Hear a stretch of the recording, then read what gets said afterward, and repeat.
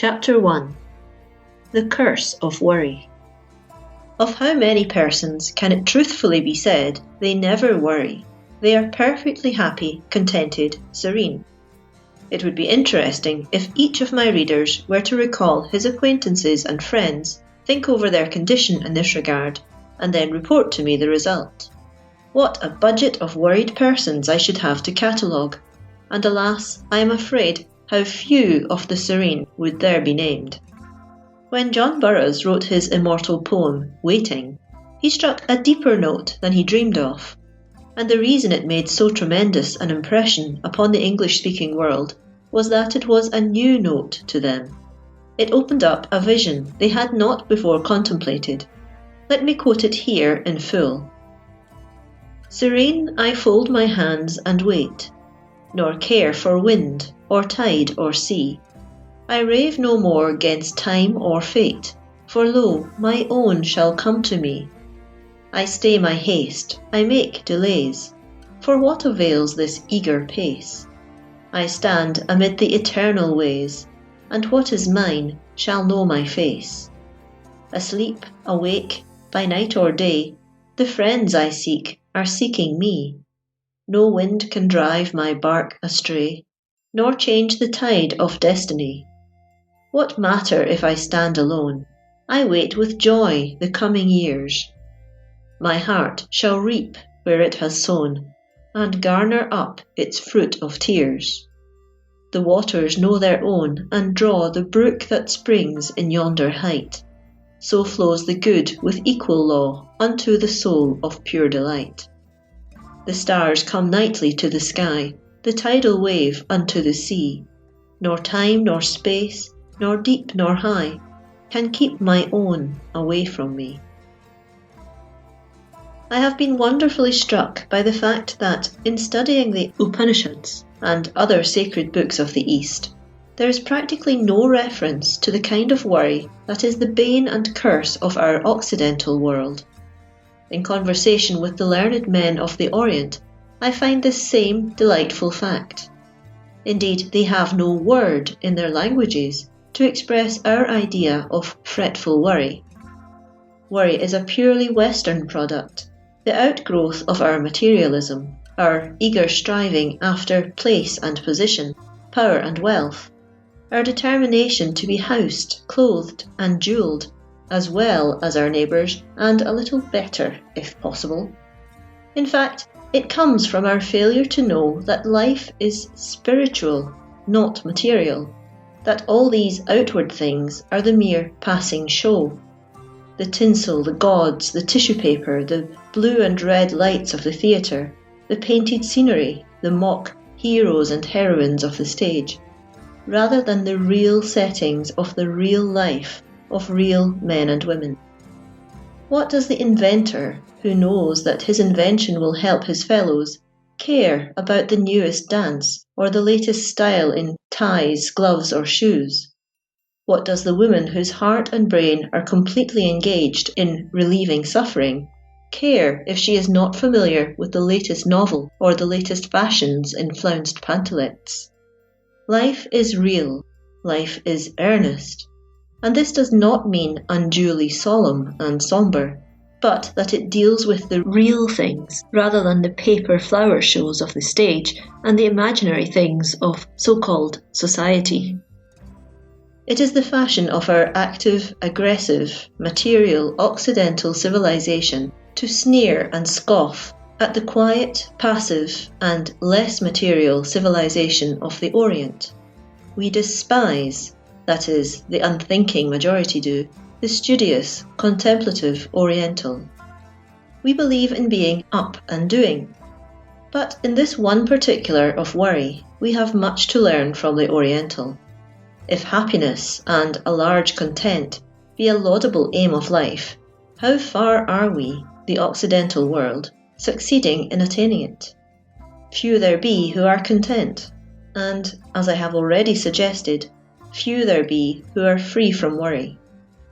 On the other hand, while active happiness may be somewhat scarce in India, a large content is not uncommon, and worry as we Westerners understand it is almost unknown. Hence we need to find the happy mean between the material activity of our own civilization and the mental passivity of that of the Orientals.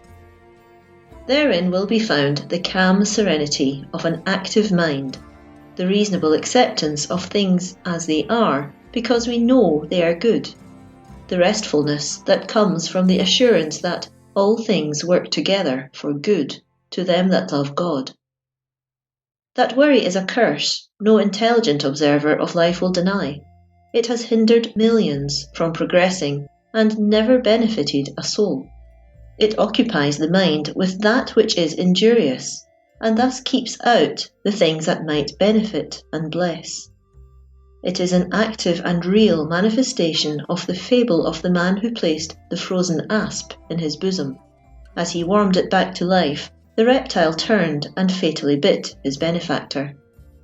Worry is a dangerous, injurious book, the reading of which not only takes up the time that might have been spent in reading a good, instructive and helpful book, but at the same time poisons the mind of the reader, corrupts his soul with evil images, and sets his feet on the pathway to destruction.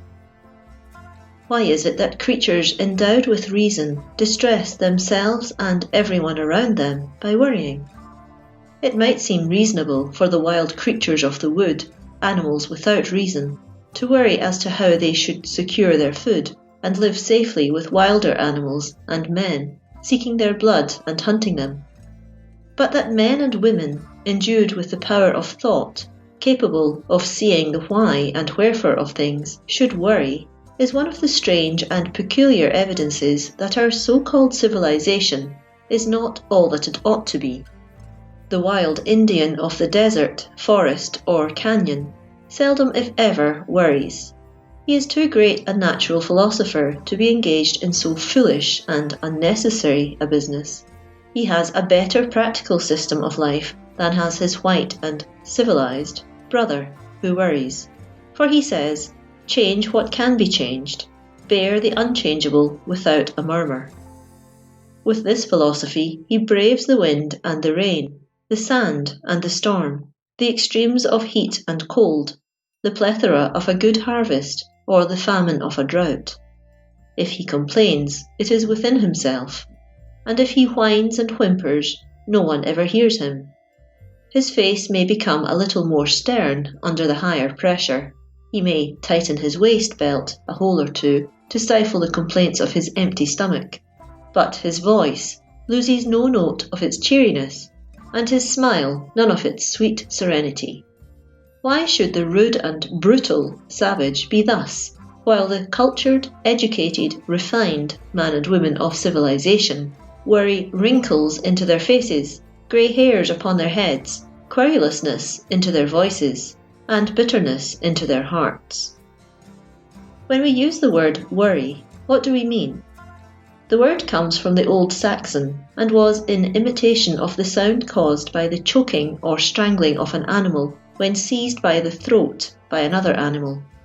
We still refer to the worrying of sheep by dogs, the seizing by the throat with the teeth, killing or badly injuring by repeated biting, shaking, tearing, and so on. From this original meaning, the word has enlarged until now it means to tease, to trouble, to harass with importunity, or with care or anxiety. In other words, it is undue care, needless anxiety, unnecessary brooding, fretting thought. What a wonderful picture the original source of the word suggests of the latter-day meaning.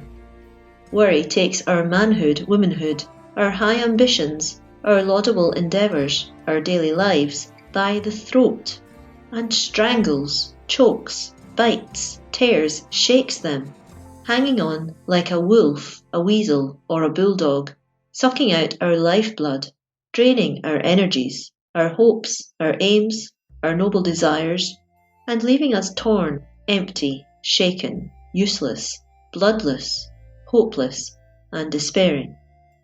It is the nightmare of life that rides us to discomfort, wretchedness, despair, and to that death in life that is no life at all. It is the vampire that sucks out the good of us and leaves us like the rind of a squeezed-out orange. It is the cooking process that extracts and wastes all the nutritious juices of the meat and leaves nothing but the useless and tasteless fibre. Worry is a worse thief than the burglar or highwayman.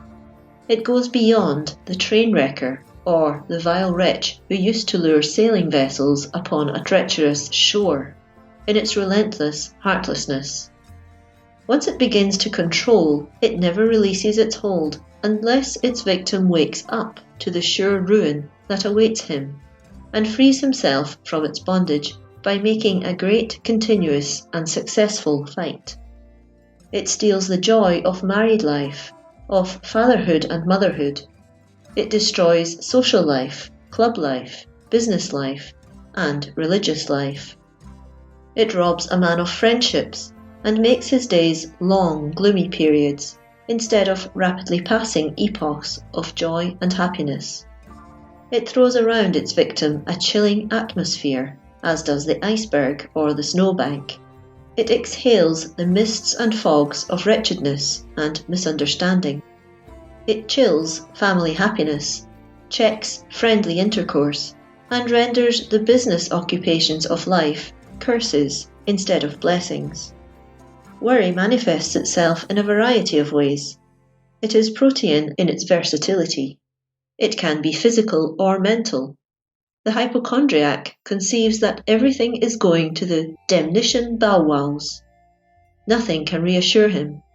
He sees in every article of diet a hidden fiend of dyspepsia, in every drink a demon of torture.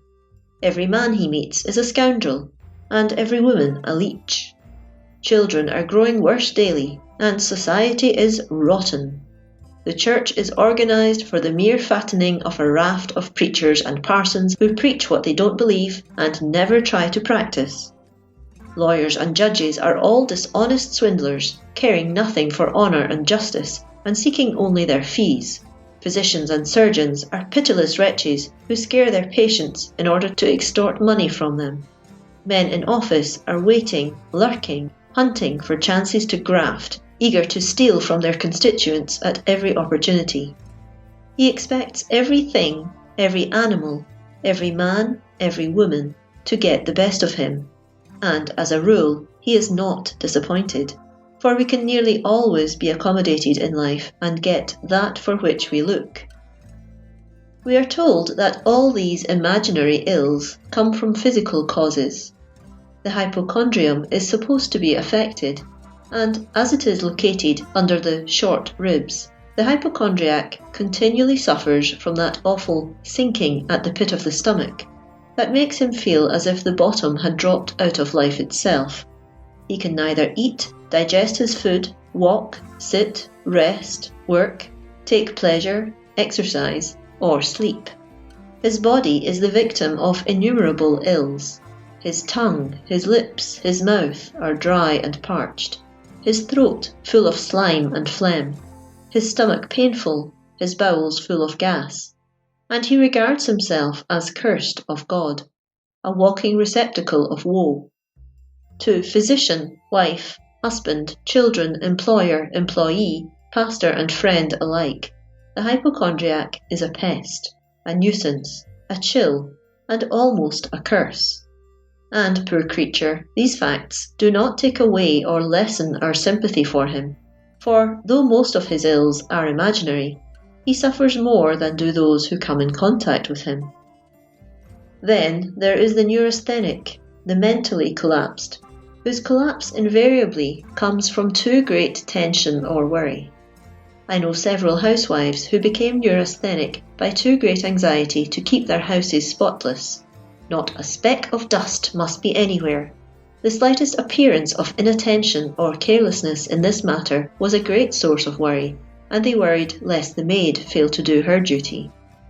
I know another housewife who is so dainty and refined that, though her husband's income is strained almost to the breaking point, she must have everything in the house so dainty and fragile that no ordinary servant can be trusted to care for the furniture, wash the dishes, polish the floors, and so on.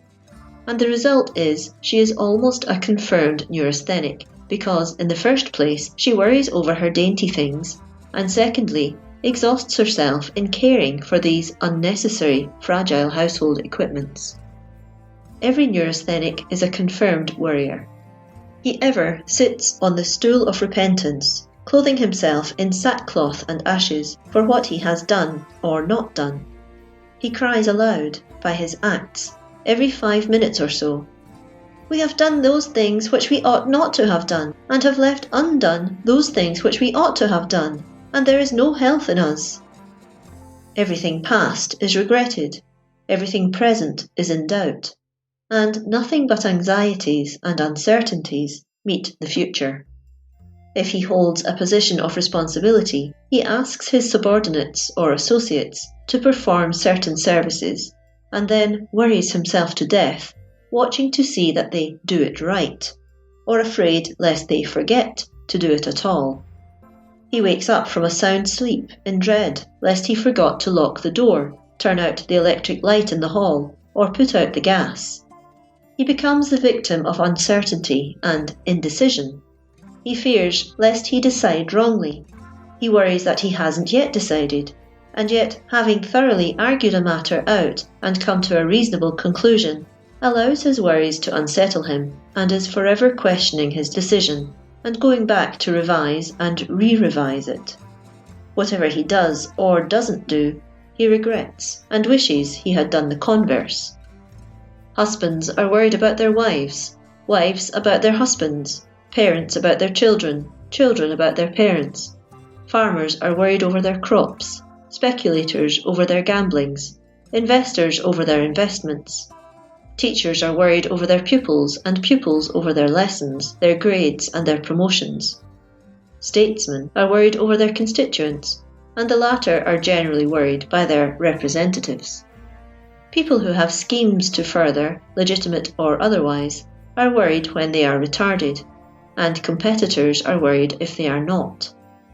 Pastors are worried over their congregations, occasionally about their salaries, very often about their large families, and now and again about their fitness for the holy office. And there are few congregations that, at one time or another, are not worried by, as well as about, their pastors. The miner is worried when he sees his ledge petering out, or finds the ore failing to assay its usual value. The editor is worried lest his reporters fail to bring in the news, and often worried when it is brought in to know whether it is accurate or not. The chemist worries over his experiments, and the inventor that certain things needful will persist in eluding him. The man who has to rent a house worries when rent day approaches, and many who own houses worry at the same time. Some owners indeed worry because there is no rent day, they have no tenants, their houses are idle.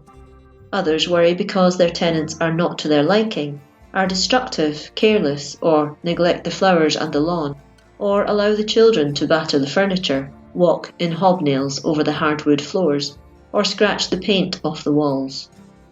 Men in high position worry lest their superiors are not as fully appreciative of their efforts as they should be, and they in turn worry their subordinates lest they forget that they are subordinate.